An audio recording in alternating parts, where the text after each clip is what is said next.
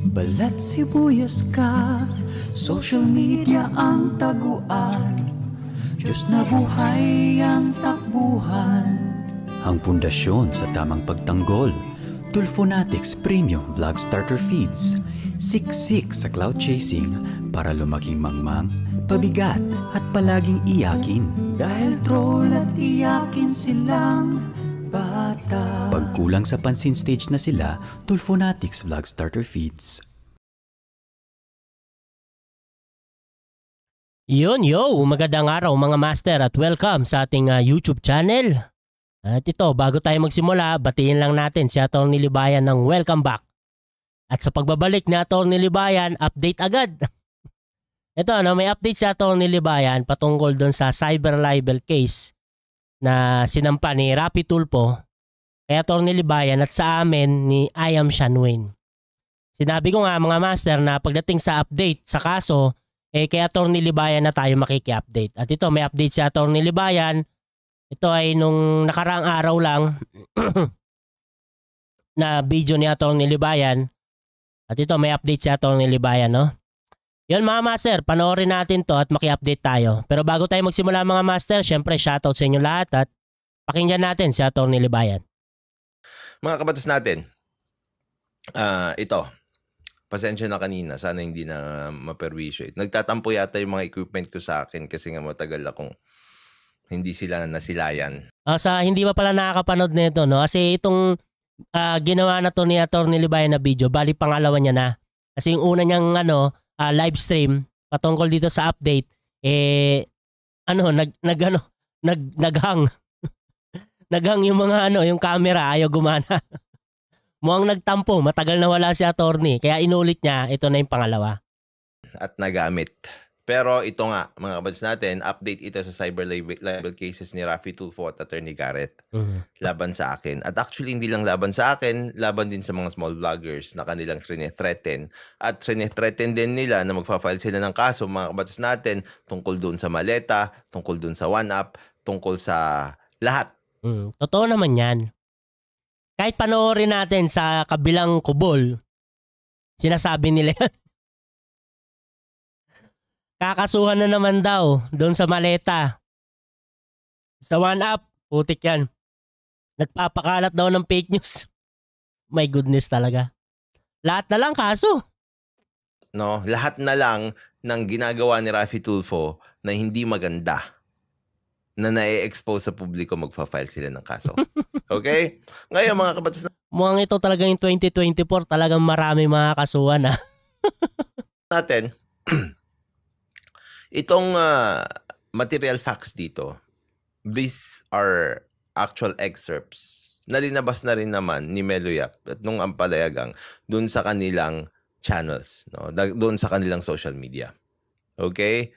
Kaya lang, pagkatapos nilang basahin at pagtawanan at kung ano-anong magsabi ng ipapakita pala dito na Atty. Libayan yung niya, yung sa yung nilalaman ng affidavit, no, ng complaint affidavit ni Raffy Tulfo.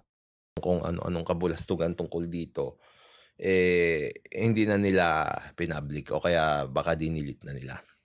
Okay? So, let's be fair. Papakita ko rin sa inyo kasi nga tulad ng update ko kanina sa inyo mga kabatas natin, nung January 11 nagsubmit na ako ng aking counter affidavit. Nagsubmit na kami ng counter affidavit niyan.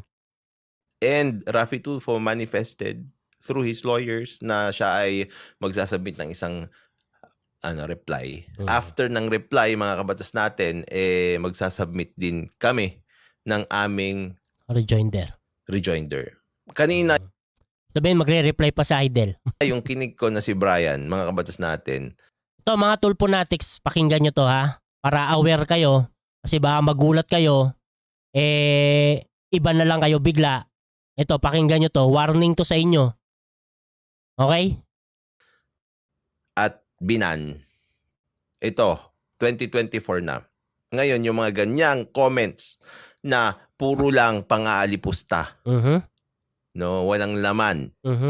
Puro pambababoy ng tao. Lagi niyong ginagawa yan dito sa channel na to.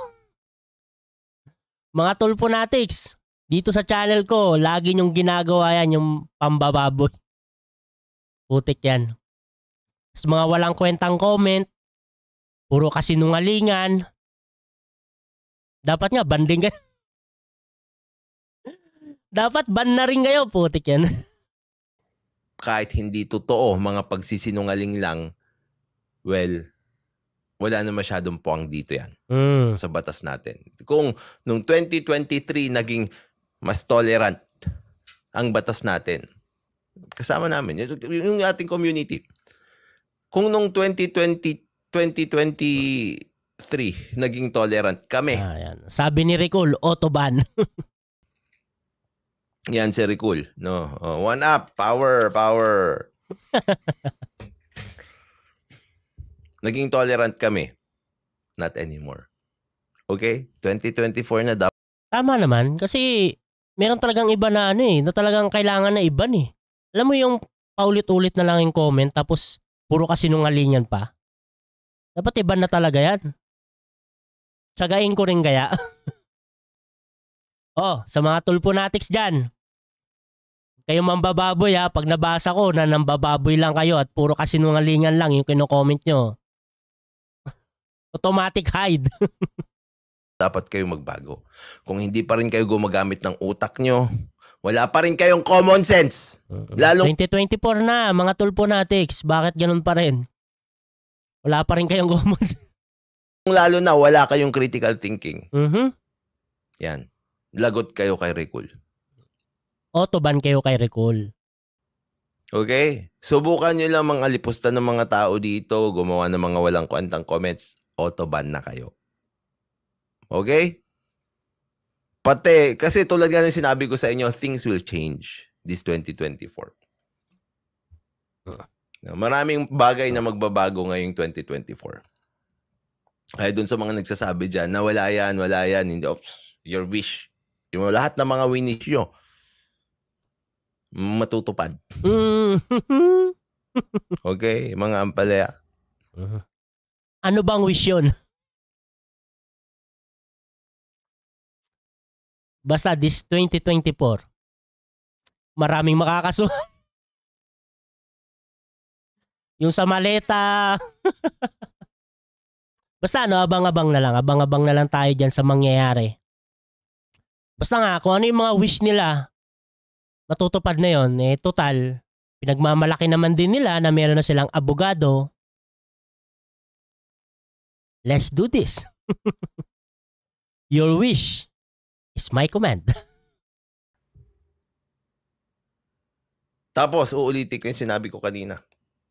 Do you think we are scared of the cases that you are filing? Ito, nag-file sila ng kaso laban sa akin. Kay Apoluna at kay I Am Shanwayne. Kami yung tatlo nakasali dito na finala ni Raffy Tulfo. Ano yung issue dito? Ito.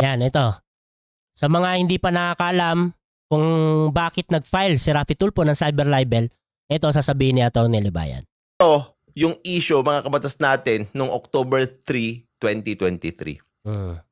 Sinabi ko daw, sabi ni Raffy Tulfo dito, I have threatened to have him killed or made a death threat on him. Ito ay patungkol doon sa death wish na ginawa ni Raffy Tulfo kay Atty. Libayan. Din daw yung sinabi ko. Okay.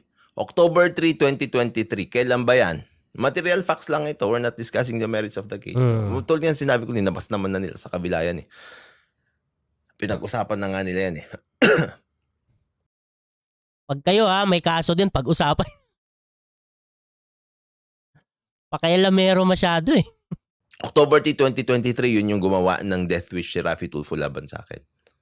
Ngayon mga kapatid natin, sinabi niya rin dito, respondent has indeed streamed live vlogs, the subject of which is the imputation that I have threatened to have him killed. As far as I remember, mga kabatas natin, sinabi ko nga sa inyo, malamang mahirap pag matitigok ako. Kasi kung matitigok ako, baka pagbintangan si Raffy Tulfo. Kaya nga, di ba? Anyway, I will not go to that details anymore. Let's just read yung kanyang mga allegations dito. Ito yung mga videos, no? Kasi nga titignan nyo, no? Material facts. Ito yung facts niya. Sinabi ko daw na ipapapatay niya daw ako. Yung sabi niya, mga kabatas natin. Okay? So na sinabi ko sa inyo, pinalabas naman na ito lahat ng mga mga ampalaya. Okay, ito. First video, I will not wish death even to my worst enemy. Pag titignan nyo dito mga kabatas natin sa material facts niya, yung October 3, 2023 video niya, hindi niya linabas yun. Tapos, ang kanilang mga cherry pick ay yung mga sinabi ko. Nagsabi siya. Ayan pala, no? Yung sa akin, halos same na same. Kaya Tony, ganyan, yung oras. Yan lang naman yung mga parehas na parehas. O nagbitaw po siya ng mga salita patungkol sa akin. Ako, sasabog, padalhan niya daw ako ng bulaklak. Maraming nag-message na, nag-threat na nga sa buhay ko tong si Raffy Tulfo. Yan, nag-message. Kaya ngayon, kailangan kong gumawa ng manifestation tsaka motion sa korte na kung pwede, video conference ang pag-attend sa hearing bukas. Kasi nga dito sa nangyari na ito, sa ginawa ni Raffy Tulfo. Yan. I want you to be privy on this one. Makikita nyo naman talaga kung ano yung wini-wish ni Raffy Tulfo sa akin. So pag titignan nyo, it's wish, death wish. I will not wish death on them. So yan yung video. Sasabihin niya na balang araw tataob na lang ako. Ito, yung taob na salita, yan yung sinasabi sa mga movies kung saan meron silang gustong patahimikin at may mga hard gunman na sinasabi nila na itaob yan. Ito mga kabatas natin, nagduel din sila dito. Diba? Sinabi nila na wala daw sa movies. Recall, nakuha mo na ba yung mo? Yung palaro ni Nico David. Na kung sino daw makakahanap ng moving may taob, magbibigay siya ng premyo. Tapos yung may nakahanap na, ito si Recall nakahanap, nawala bigla yung premyo po. Nakuha mo na ba yung iyong reward? Wala, olats. Hindi binigay. Sabi nga ni Kayo, kalahati na nga lang daw. Hindi pa rin binigay. Naglabas ka ng movie kung saan ang ginamit ang word na taob. Diba? Sa pelikula, laging itaob nyo yan, patahimikin sa pamamagitan ng pagpatay, hindi ba? Si Raffy Tulfo sinabi rin yun, gamit ang baril. Lako! Ito yung video na nilabas si Teacher Mark na kung saan itong si Idel, alam niya yung ibig sabihin ng taob. Ang galing, ang galing, ang galing, ang galing. Taob means pagkitil, di ba? Yes. Raffy Tulfo also said that. Alam ni Idel, alam diba? ni Idel. Nakita natin yun. Yung taob na yan yung pinag-uutos sa mga hard killers. Yes, because it's by means of using a gun. Well, everybody knows me. Second video, ito naman, evidence sa comment section. Everybody knows it's me. You're talking about me here kasi pinakita ko yung comment section dyan. Yan. Tulfo wishes death on me. Ito lang naman, pinakita lang naman nila dito yung mga nasa video. Okay? Ito, kasi alam naman natin. Ganun na ganun din yung sa akin. Kung ano yung mga nasabi ko doon din sa video, ganyan na ganyan din yung nila sa akin. Ganun na ganun, parehas sa parehas. Kung ano yung nasabi ko sa video, nilagay nila yung oras, yung mga sinabi ko, ganun. Kasi natin, nagpinapataob yung isang tao o tumaob yung isang tao, yun yung sinasabi mga tao pag nag-hire sila ng isang gunman, tapos patatahimikin nila ang isang tao, di ba? Tignan niyo, puro nila nga yung sinasabi ko. Pero sabi ni Raffy Tulfo, sinabi ko daw na papatayin niya ako. Hindi, sige, bahala ka sa buhay mo. No? Tuloy na sinasabi ko sa inyo. Sila lang naman talaga yung gumagawa ng sarili ng kwento dito sa social media, lalo na yung ampalagang. Pero gusto ko lang ipakita sa inyo itong mga dahilan kung bakit nagkaso si Raffy Tulfo. Okay? So okay lang na nagbanta si Raffy Tulfo na mamatay ako kahit siya naman yung nagbanta. Di ba? Pagbabanta ba sa buhay, yung isang balang araw, tumaob ka na lang, of course. Bakit ako pa yung pagbabantaan ng kamatayan? Pero ito mga kabatas natin, cherry pick niya yan eh. Pagbabasahin nyo, papanoorin nyo talaga yung buong video. May kwento yan. Pero pag titignan nyo, hinati-hati eh. Hindi kinote mga kabatas natin. 8:35 to 8:41 na nga lang mga kabatas natin, di ba? Tapos puputulin pa yung mga yon. It all pertains to death, killing me, to my death. Tapos ngayon, tignan nyo sa dulo, kung di sa patungkol sa kamatayan ko, sinasabi niya dito, magpapadala siya ng bulaklak. Di ba? Ito, he wants me dead. Mga kabatas natin, balaklak, pag namatay ako. Pag makikita nyo yung ginamit ko nga na word dyan pag namatay ako, hindi naman pag pinatay niya ako. Ano talaga, mga kabatas natin, no? Isipin nyo, ang dami-daming nangyari, hindi niya kinote lahat. Pero ganyan nga yung ginawa niya. Ganyan. Dami kaya Tony, no? Nyo, no? Pag namatay ako, patungkol sa kamatayan ko. Pero yun, anyway, ito lang naman para sa side niya ito Ito, ito naman yung fourth video, hindi niya talaga yan, mga short clips lang, pinapakita lang yung mga sinabi ko yung ganyan, tapos wala na. Yan, sinabi niya natatawag daw ako sa sabog tapos magpapadalo siya ng bulaklak sa akin, well, totoo naman yan. Ito, siya rin yung kritiko rin na pinatay. Totoo naman yun. Pinatay naman yan si Percy Lapid, di ba? Yung meron pang isa, yung latest lang, yung naka-live stream. Grabe yun, no? Binaril habang naka-live.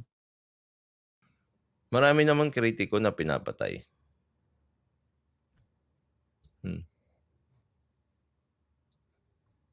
Ito, marami pa siya.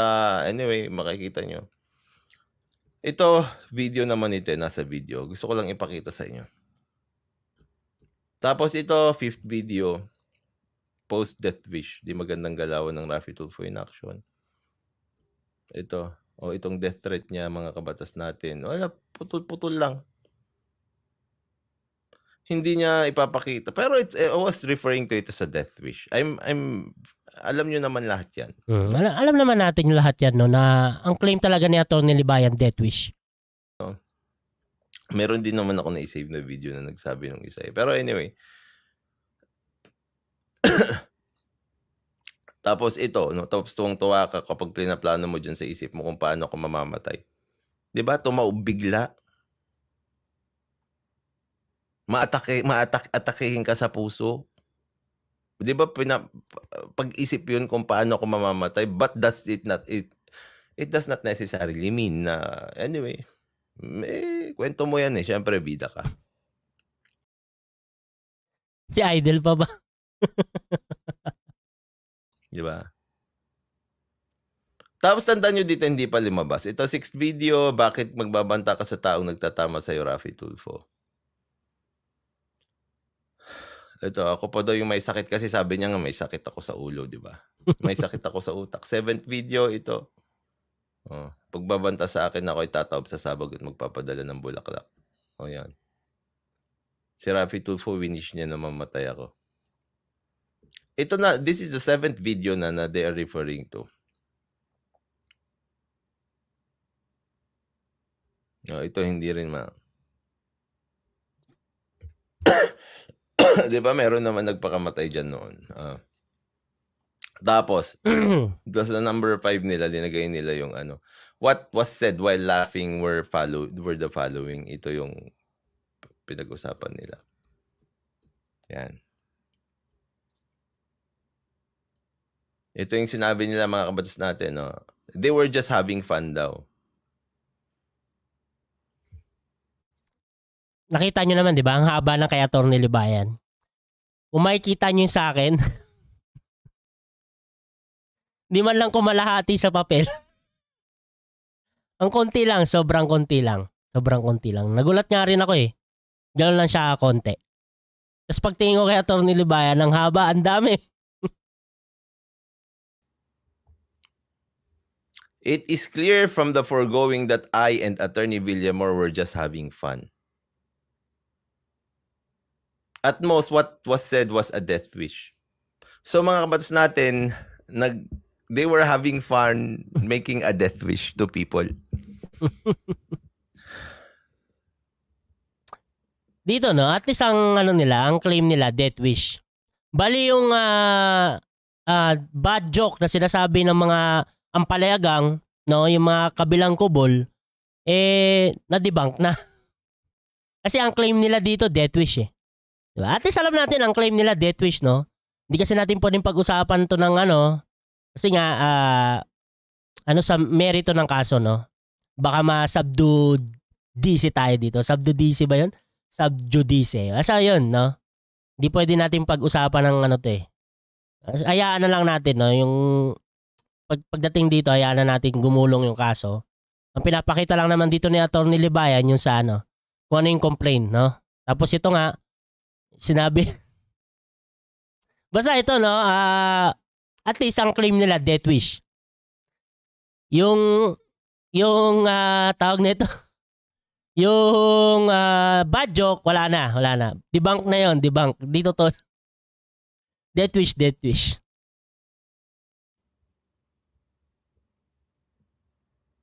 Number 6, ito yung sinabi nila, no? They were having fun making a death wish. It's more fun in the Philippines.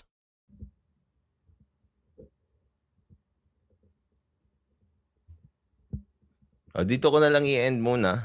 Yung kay Attorney Garrett siguro sa susunod na lang.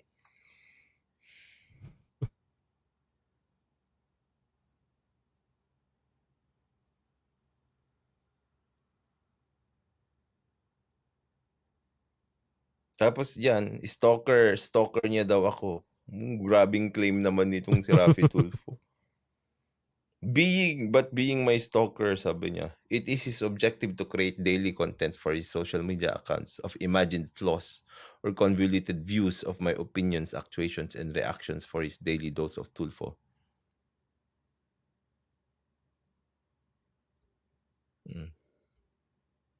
Tapos ito, crime charge, Republic Act 10175. Cyber libel. With the said vlogs responded maliciously imputed that I have made a death threat on him or I have threatened to have him killed by hiring a gunman thereby damaging my name and reputation. Ayan. Statement of facts nila yan. Nilabas nila ito lahat, no? Si Melo Yap, all the pages of this, no? Dun sa mga tao na nakakuha ng kopya doon, i-refer nyo na lang doon. Pero ito, no? Ito yung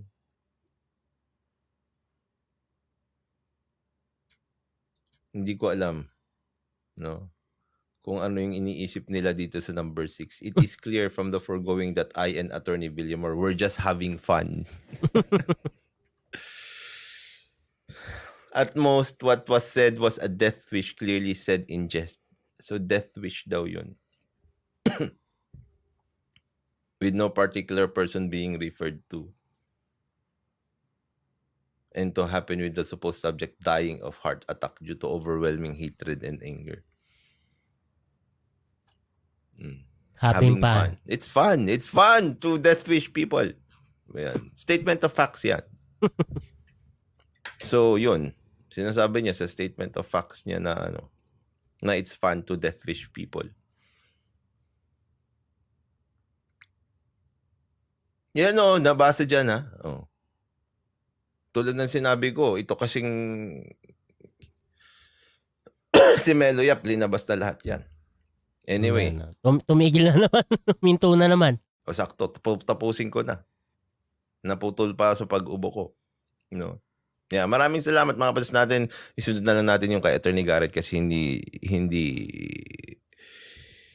nagko-cooperate yung aking mga gamit. Okay? Yeah, maraming salamat mga kapatid natin. Yeah, si Francie, having fun pala ang mag-death wish. Grabe talaga. Sabi nila yan. They were just having fun. Nung ginawa nila yon, at most death wish nila, they were just having fun. Yeah, maraming salamat mga kapatid natin. Siyempre, tulad ng laging sinasabi, matulog po tayo ng mahimbing dahil alam yan. Naputol na, no? Yan mga master, no? Hindi kasi natin pwedeng pag-usapan to ng ng malalim. Kasi nga, ito ay baka masubdugice tayo. Subdugice o subdugice? Di ko mabiggas naman ng maayos yun eh. Basta, hindi pwedeng pag-usapan ng no. Basta yun lang, ito lang naman yung nila Raffy Tulfo, di ba? At nilabas na naman daw dito ng kabila, kaya pinakita lang ni Atty. Libayan, no? At yun, basta sa update patungkol dito sa kaso, kaya Atty. Libayan na tayo makiki-update, okay? Magkakasama naman kami sa kinasuhan eh. Kaya pare-parehas lang yan. Kung ano yung kahinatnan, pare-parehas. Kung aakyat ito sa korte o hindi, di ba? Sana nga mapabilis yung ano nito, no? Yung resolution nito para malaman na natin kung aakyat ba o hindi. At yun lang, no? Abang-abang na lang kayo sa sa update, no? I-update naman kaagad tayo ni Atty. Libayan patungkol diyan eh. Okay? Basta yung update, no? Kay Atty. Libayan tayo manonood. Okay? Hindi tayo dito sa channel ko, hindi ako maglalabas ng patungkol diyan kung ano yung update. Kay Atty. Libayan tayo lahat makiki-update. Pare-parehas tayo, okay? Yan lang mga master at maraming salamat sa mga nanood sa ating video at ingat po kayo palagi. God bless.